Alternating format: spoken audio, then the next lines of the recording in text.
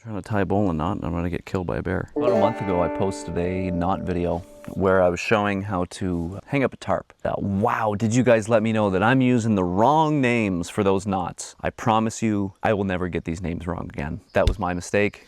That was on me. You guys sure let me know. Oh, look at this. Oh. Yeah. You're right, I'm sorry. Okay, that was a little mean, understandable.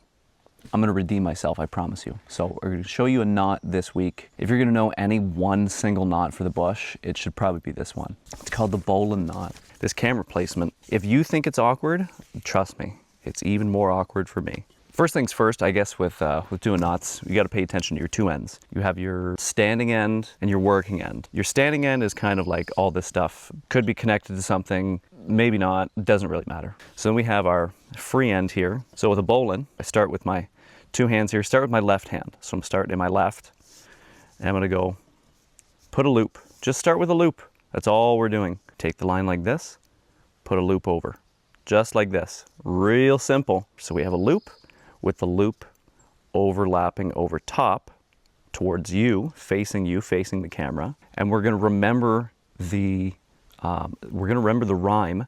The rabbit goes up through the hole, around the tree, and back through the hole. What do I mean by that? So this is our hole, this is our rabbit. The rabbit is the working end, the hole is the loop that we just created. So we're gonna take our rabbit, we're gonna take our working end, we're gonna go up through the hole, right?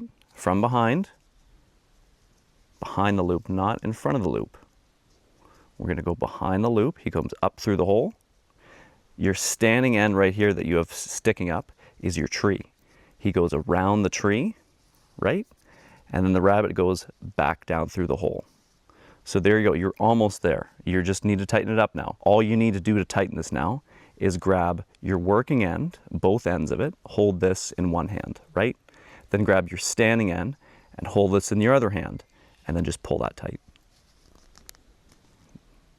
A wise man once taught me, you know you're looking at a bowline when you're looking at, see this kind of like, it's like a life jacket shape. That's what you want to look for. If you see this life jacket, you're good to go. Just to break the knot, say this is under tension, flip it around to this loop here, and pull this loop down, comes apart very easy.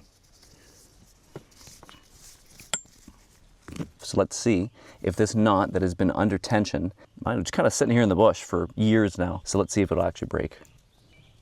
It's definitely a little difficult, but it will go. There we go. Right away the knot breaks, and you can get it undone. And just like that, a knot that has been together for years comes apart with relatively little effort. As we see, you can probably untie it with one hand very easily, but you should also be able to tie it with one hand is what they say. So we're gonna do some real skill testing here. I'll put the other arm away. Now I've got to go up and around. That should come up. Oh God, see, I want to cheat already.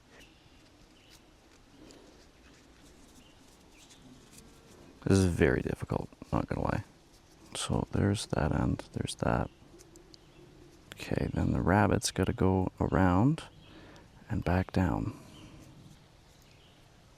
Sorry, there's stuff going on in the bush there. Okay. I'm trying to tie a bowline knot and I'm going to get killed by a bear. Can I use my teeth? I'm going to use my teeth, okay? Hey, that's it right there. Bowline. One hand bowline. That's not bad. That was very hard. The initial loop and knot, that's the hardest part to do. So that's our bowline knot. It's, I think it's one of the simplest knots that you can know for the bush, but obviously you can think of a lot of scenarios where you could use that knot. You can use it for hanging guy lines, you can use it for staking out tarps, you can use it for ridge lines, you can use it for canoe ropes, you can use it for rescuing people, and that's just, you know, 5 of 1,000 uses that this knot could have. Thank you for the comments, thank you for the watch. Once again, until the next adventure, I've been Austin. Thank you so much.